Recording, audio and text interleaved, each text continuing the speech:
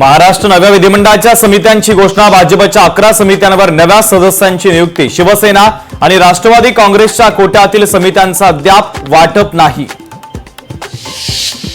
आदिवासी क्षेत्राच्या सर्वांगीण विकासासाठी शासन कटिबद्ध, CSR निधीच्या माध्यमातून आदिवासी क्षेत्राचा समतोल विकास साधणार, मुख्यमंत्री फडणवीसांची ग्वाही।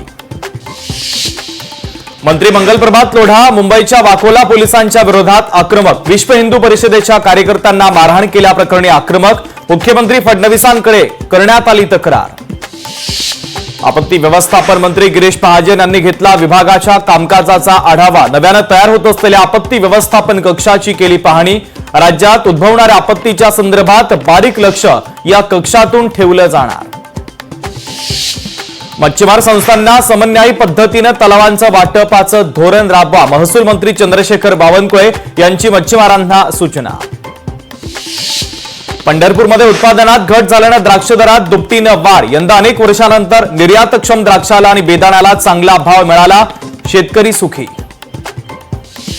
माणिकराव देशमुखांचा गौरव सोहळा संपन्न, हिंगोलीमध्ये जयंत पाटील यांच्या उपस्थितीमध्ये गौरव सोहळा संपन्न, हेमंत पाटलांसह अनेक मान्यवरांची उपस्थिती।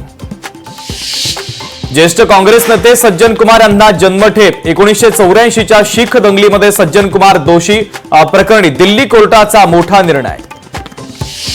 मुंबई महानगरपालिकेवर मनसेचा मोर्चा, पायाभूत सुविधांसाठी मनसेचं आंदोलन, 2 दिवसात भेट झाली नाही तर पालिकेच्या अधिकाऱ्याची खुर्ची उचलून नेण्याचा मनसेचा इशारा।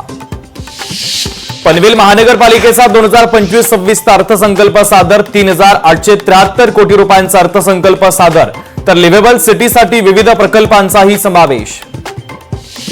धुळ्यामध्ये फेरीवाला महिलेला पकडली, अतिक्रमण प्रमुख अधिकाऱ्याची कॉलर, तर अधिकाऱ्याकडून पैशांची मागणी, महिलेचा आरोप, या प्रकरणी पोलिसांमध्ये गुन्हा दाखल।